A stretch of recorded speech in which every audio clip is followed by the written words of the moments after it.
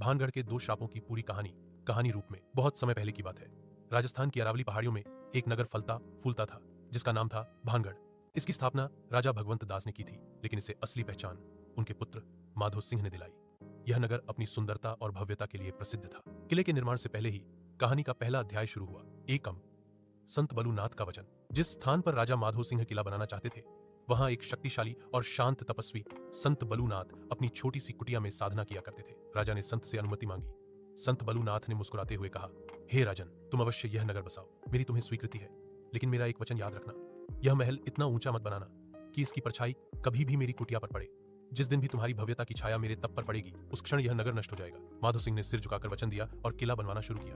पहले तो सब ठीक रहा, लेकिन समय के साथ राजा बदल गए और उन्होंने संत की बात को भुला दिया।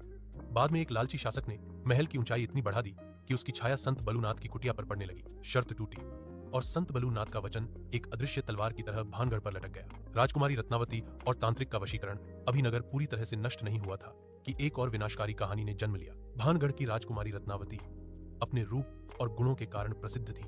उन्हीं दिनों नगर के बाहर एक काला जादू जानने वाला तांत्रिक सिंधिया सेवड़ा रहता था। जब उसने राजकुमारी को देखा तो वह उसके मोहपाश में बुरी तरह फंस गया। वह जानता था कि सीधे तौर पर राजकुमारी को पाना असंभव है। एक दिन तांत्रिक ने बाजार में राजकुमारी की दासी को इत्र खरीदते देखा। यह सुनहरा मौका था। उसने अपनी तांत्रिक शक्तियों का उपयोग किया और इत्र की शीशी पर वशीकरण मंत्र फूंक दिया।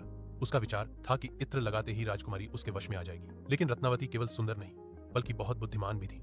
जैसे ही इत्र की शीशी उनके हाथ में आई, उन्हें कुछ अशुभ महसूस हुआ। उनकी सतर्कता ने उन्हें बचा लिया। उन्होंने उस शीशी को जमीन पर पटकने की बजाय पास की एक विशाल चट्टान पर जोर से फेंक दिया। शीशी टूट गई और वशीकरण मंत्र वाला इत्र चट्टान पर फैल गया। तांत्रिक विद्या का बल इतना जबरदस्त था कि मंत्र के प्रभाव से वह बड़ी चट्टान लुढ़क उठी और पहाड़ से नीचे भागकर सीधे तांत्रिक सिंधिया सेवड़ा के पास पहुंची। दो श्रापों का विनाश चट्टान के नीचे कुचले जाने से पहले मरते हुए तांत्रिक के मुंह से भयंकर श्राप निकला। उसने शाप दिया कि यह नगर उजड़ जाएगा, यहाँ रहने वाला कोई भी इंसान दोबारा जन्म नहीं लेगा, उनकी आत्माएं यहाँ भटकेंगी और उन्हें कभी मुक्ति नहीं मिलेगी। बस दो शक्तिशाली श्राप एक साथ सक्रिय हो गए थे, संत का वचन और तांत्रिक का अभिशाप। इसके कुछ ही समय बाद पड़ोसी राज्य ने भानगढ़ पर हमला कर दिया। तांत्रिक के श्राप के कारण युद्ध में किसी को भागने का मौका नहीं मिला। राजकुमारी रत्नावती और नगर के सभी निवासी मारे गए।